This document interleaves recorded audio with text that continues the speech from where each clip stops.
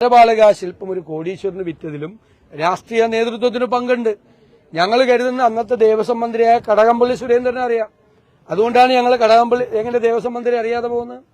എത്ര ദിവസം കഴിഞ്ഞിട്ടാണ് ഇത് തിരിച്ചു കൊണ്ടുവന്നത്. ഇത് ഇവിടെ നിന്ന് എത്തിക്കാൻ, ചെന്നൈയിൽ എത്തിക്കാൻ 1 മാസവും 9 ദിവസവും എടുത്തെന്നാണ് കോടതി പറഞ്ഞിരിക്കുന്നത്. അപ്പൊ ദേവസ്വം ബോർഡ് ഇപ്പൊ പ്രതിയായി.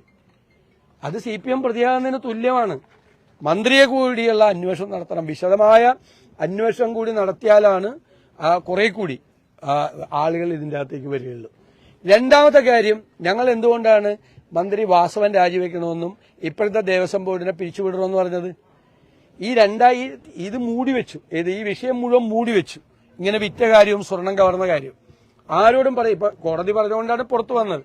എന്നിട്ട് 2025 ഈ തിരുവാഭരണം കമ്മീഷണർ പറഞ്ഞതെന്താ?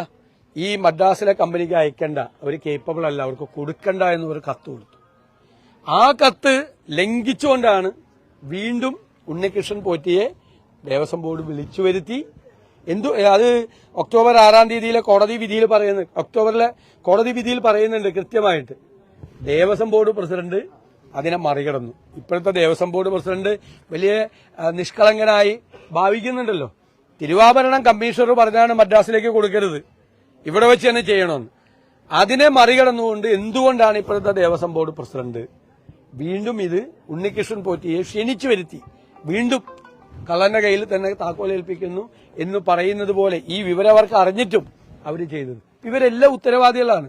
അന്ന് കട്ടത് ആരും അറിഞ്ഞില്ല, അതുകൊണ്ട് വീണ്ടും കക്കാനുള്ള പ്ലാനായിരുന്നു ഇപ്പൊ വീണ്ടും ചെയ്തത്.